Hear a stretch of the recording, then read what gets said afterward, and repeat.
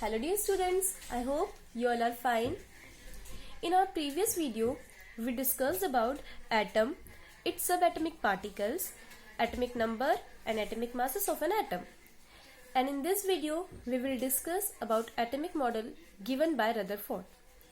So, in his experiment, he bombarded fast moving alpha particles on 100 nm thin gold foil, and he found that maximum alpha particles, about 99% of alpha particles, pass straight through the gold foil.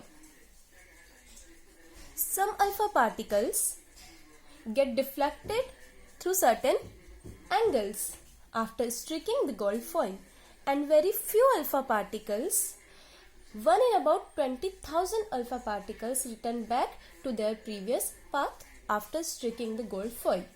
What he observed?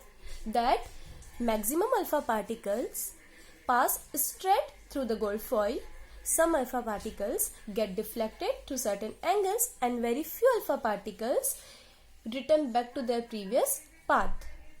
And on the basis of above observation, Rutherford concluded about the structure of atom that major part of atom is hollow and chargeless, due to which maximum alpha particle pass straight without getting deflected. Center of atom consists of positive charge, and alpha particles also carry positive charge on it. So positively charged alpha particles get deflected through certain angles, and center of atom consists of very small, rigid and heavy nucleus, due to which very few alpha particles return back to their previous path. And on the basis of this conclusion, Rutherford proposed basic postulate of his model. So the postulates are as follows. An atom have two parts, which are nucleus and outer orbit of nucleus, also called electron cloud. It means an atom have two parts only, which is nucleus and outer orbit or electron cloud. Second is the entire mass of an atom concentrated at the center of an atom called nucleus. Entire mass concentrated at center in the form of nucleus. And the third one is the electron are revolving around the nucleus in fixed orbit and in very high speed. The space between nucleus and the revolving electron is empty. It means here is empty space between nucleus and revolving electrons. And the last one is the magnitude of the charge of nucleus is different for atom of different elements. So these are some postulates given by Rutherford on his model. But Rutherford model is limited for certain cases. So the limitation of Rutherford model are as follows.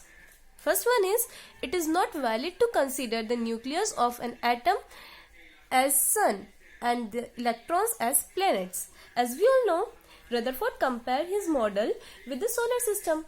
According to him, as planet revolve around the sun, similarly electron also revolve around the nucleus. But it is not valid actually, because sun and planet are neutral and macroscopic, whereas the electron and nucleus are electrically charged and microscopic particles. Second one is, if any substance are revolving in circular path, it accelerates toward the nucleus. In this way, path of electron move closer and closer to the nucleus, and atom would collapse with nucleus. We can understand it with the help of this diagram. What he observed, that if any substance are revolving in circular path, it accelerates toward the nucleus, and in this way the path of electron move closer and closer to nucleus, and electrons would collapse with nucleus and would not be stable.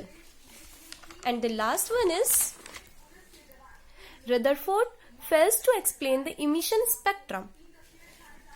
It means Due to the movement of electron, the atomic spectrum should be continuous, but actually it is discrete. It means not continuous. So the Rutherford model also fails to explain the emission spectrum of atom.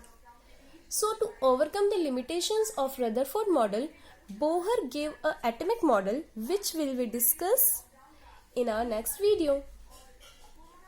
So I hope you all understand well about Rutherford's model by this video. Thank you so much. Stay home, stay safe.